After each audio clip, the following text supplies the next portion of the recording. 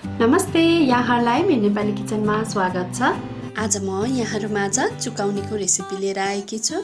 पाल्पामा एकदमै फेमस रहेको यो परिकार एक प्रकारको आलुको अचार जस्तै हुन्छ र यसको स्वाद पनि एकदमै मिठो हुन्छ। आउनुहोस् चुकाउनी बनाउनतिर लागौँ है त। सबैभन्दा सुरुमा मैले एउटा बोललाई लिएकी छु र यसमा म दहीलाई राख्दैछु। अब यो दहीलाई राम्रोसँग फिट्नु पर्छ। चुकाउनीको लागि चाहिँ हामीलाई हल्का पातलो दही चाहिने हुँदा मैले यसमा अलिकति पानीलाई पनि राखेकी छु। पानी राखिसकेपछि पनि यसलाई राम्रोसँग फिट्नु पर्छ।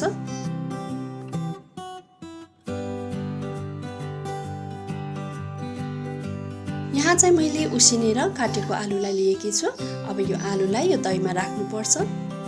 लाम्चो पातलो गरी काटेको प्याजलाई पनि मैले यसमा राखेकी छु। यो चाहिँ भुटेर पिसेको तेलको छोप हो। अब यो छोपलाई पनि मैले यसमा राखेकी छु। अब सानो चम्चाको 1 चम्चा भुटेर पिसेको तोरीको धुलोलाई पनि यसमा राख्नुपर्छ। र यहाँ चाहिँ मैले 1 चम्चा चाट मसलालाई पनि राखेकी छु। यो चाहिँ अप्सनल हो। थोरै मात्रामा पिसेको टिमुरलाई पनि राख्ने, काटेको हरियो खुर्सानीलाई पनि राख्नुपर्छ। रातो धुलो खुर्सानीलाई पनि मैले यसमा राखेकी छु। स्वादअनुसार नुनलाई पनि राखौँ। काटेको हरियो धनियालाई पनि मैले यसमा राखेकी छु। अब स्वादअनुसार कागतीको रसलाई पनि यसमा राख्नुपर्छ।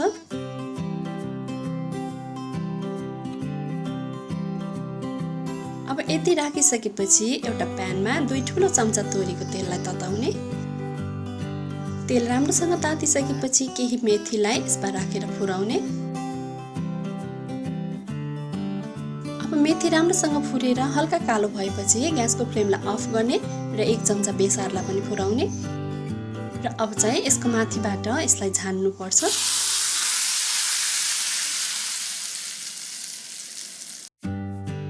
झानिसकेपछि अब यसलाई राम्रोसँग मिक्स गर्नुपर्छ।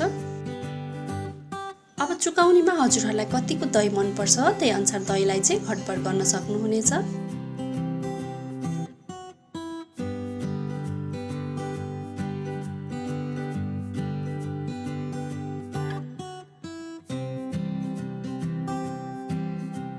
अब राम्रोसँग मिक्स गरिसकेपछि चाहिँ अब यो चुकाउनी खानाका लागि रेडी भइसकेको छ। हजुरहरूले पनि एकपटक घरमा चुकाउनी बनाएर अवश्य पनि ट्राई गर्नुहोला। आशा छ यहाँहरूलाई मन पर्नेछ। यहाँहरूलाई मेरो भिडियो कस्तो लाग्यो, मन पर्यो भने लाइक, कमेन्ट र सेयर अवश्य पनि गरिदिनु होला। यहाँहरूले मेरो नेपाली किचनको फेसबुक पेज र इन्स्टाग्राममा पनि मलाई फलो गरिदिनु होला। र यदि च्यानललाई सब्स्क्राइब गर्नुभएको छैन भने सब्स्क्राइब गरेपछि छेउमा रहेको बेल आइकनलाई अवश्य क्लिक गरिदिनु होला। यसले गर्दा मेरो नयाँ भिडियोहरूको नोटिफिकेसन यहाँहरूमाझ सजिलै आउने गर्छ। हवस् त, यहाँहरूको दिन सुखमय बितोस्। धन्यवाद।